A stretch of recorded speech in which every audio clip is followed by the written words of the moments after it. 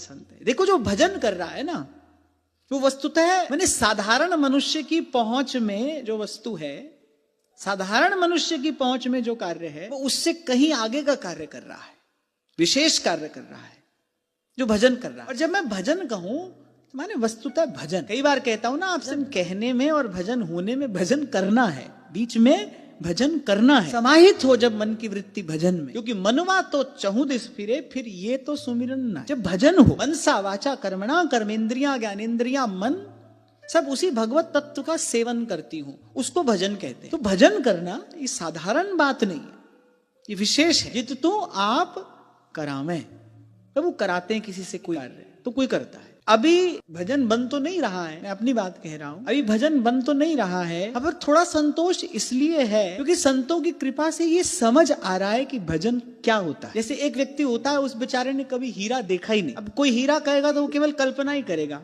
ऐसा होता होगा, वैसा होता होगा, इतनी चमक होती होगी, ऐसी दमक होती होगी। फिर एक व्यक्ति है, उसके पास अभी हीरा है तो नहीं, पर उसने देख लिया है, ऐसा होता है। तो ऐसे ही भजन तो जब जित तो आप करावें, जब श्री जी कृपा करेंगे, और मैं कहता हूं जब रसिक जनों की कृपा होगी, रसिक अनन्यन कृपा मनाऊं, वृंदावन रस कछुइक गाऊं, और नमामि जेवन रसिक बसत इहि भजन सहायक।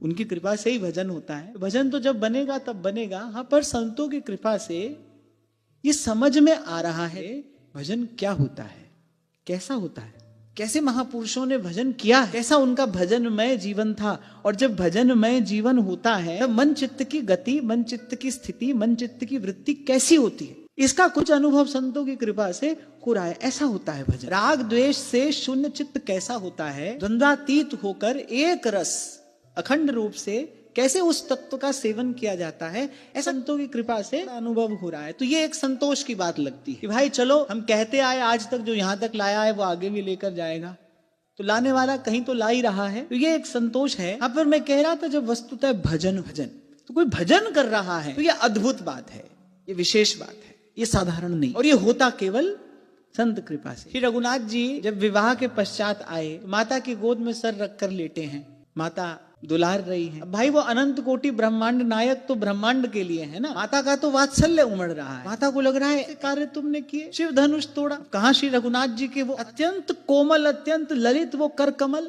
माता कहती है कि इन हाथों से तुमने वो महाकठोर शिव धनुष तोड़ा, और तुम्हारी चरण रज का स्पर्श पाकर ऋषि पत्नी का उद्धार हुआ। कैसे किए ये सब कार्य, पर धन्य है। ऐसी ही हो सकती है भगवान की जननी। माता क्या कहती है, मेरी पुत्र, ये सब अमानुष कर्म है, ये सब कार्य कोई मनुष्य नहीं कर सकता, ये मैं जानती हूं। लेकिन माता कहती है ये किए कैसे तुमने, सकल कर्म तुम्हारे केवल कृपा सुधा। ये जो तुम विश्वामित्र जी के चल रहे थे ना, ये सब उन्हीं का प्रताप है। माता कह रही है पुत्र, कर्म तो अमानुष है, ये अमानवीय है, मनुष्य नहीं कर सकता है ये सब।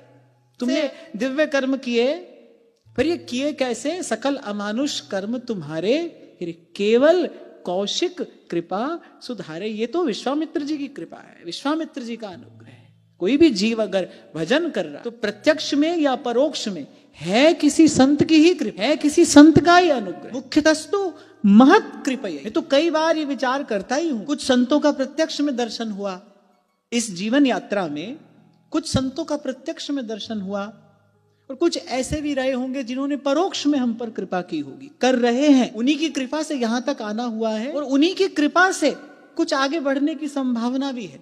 उन्हीं की कृपा से पोषण हो रहा है।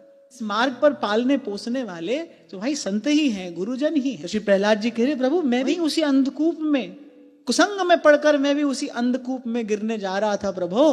तो नारद जी ने मुझे अपना कर बाह पकड़ कढ़ लीने अपने, और ग्रह अंधकूप ते माया।